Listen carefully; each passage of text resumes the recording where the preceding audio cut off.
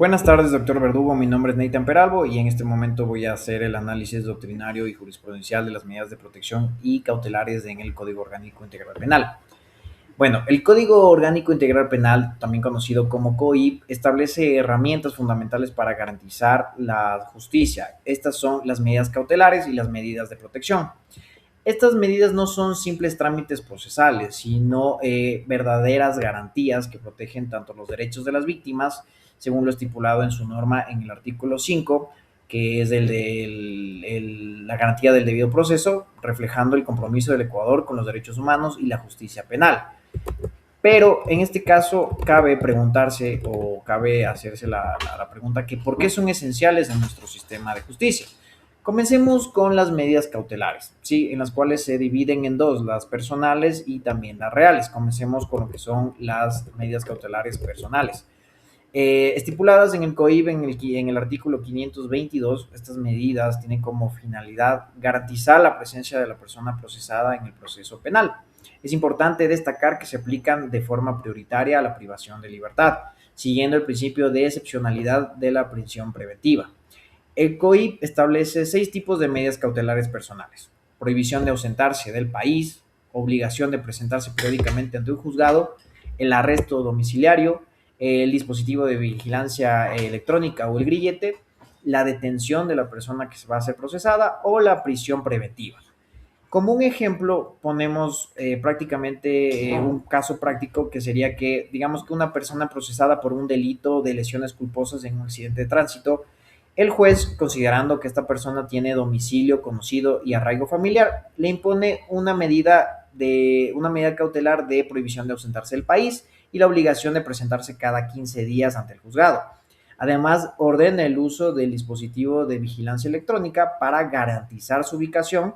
De esta forma se asegura su comparecencia directamente sin incurrir en una privación de libertad. Ahora vamos con las medidas cautelares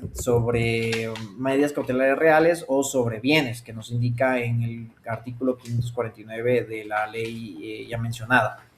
Estas son las modalidades, en este caso serían el secuestro, la incautación, la retención y la prohibición de enajenar, ¿sí? De los bienes de la persona que se encuentra procesada. También puede caer en personas jurídicas con las siguientes modalidades, que sería la clausura provisional de locales o establecimientos, la suspensión temporal de actividades de la persona jurídica y también la intervención por parte de un ente público de control competente.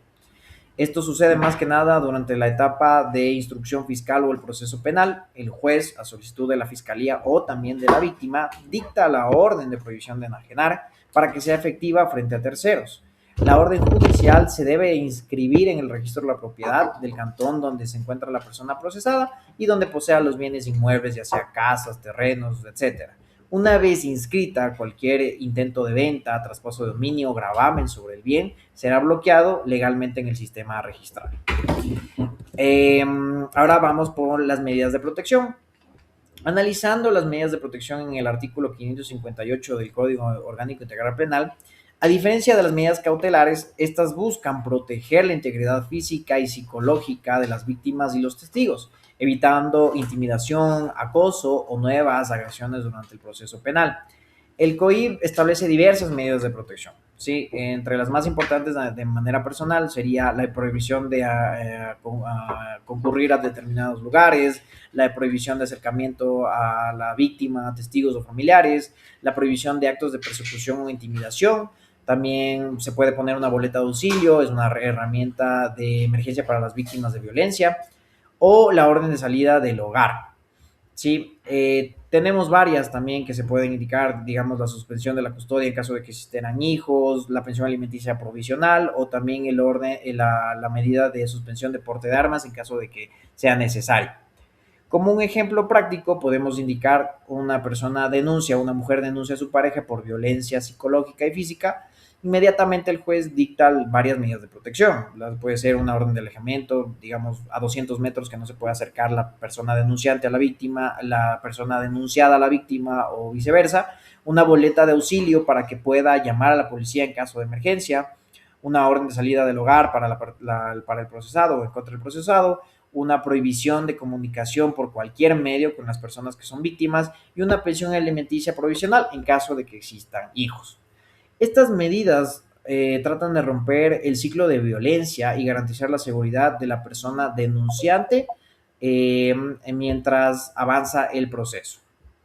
Existe, o bueno, en este caso, la importancia de estas medidas en el derecho procesal penal son las siguientes. En este caso, las medidas cautelares y las de protección son garantías constitucionales que materializan los derechos reconocidos en la Constitución de la República del Ecuador en su artículo 77, especialmente el derecho a la integridad personal, la seguridad y el acceso a la justicia. Estas herramientas reflejan también el compromiso del Ecuador con los derechos humanos, protegiendo especialmente a grupos vulnerables como son las mujeres, niños, adolescentes y personas que han sufrido, que son víctimas de violencia de género. Las medidas de protección tienen un carácter preventivo, buscando también evitar que sigan vulnerando los derechos de las víctimas y que se produzcan nuevas agresiones. Como ya habíamos mencionado anteriormente, las medidas cautelares aseguran que el procesado comparezca al juicio, generalizando y garantizando la justicia y que la justicia se cumpla sin necesidad de que exista la prevención de la libertad. Como criterio personal, yo creo que las medidas tanto cautelares como las de protección, las medidas cautelares reales, personales y de protección, eh, reflejan un sistema penal que busca equilibrar la persecución del delito con el respeto a los derechos humanos. Su correcta aplicación es fundamental para construir un sistema de justicia más humano, más efectivo y más garantista.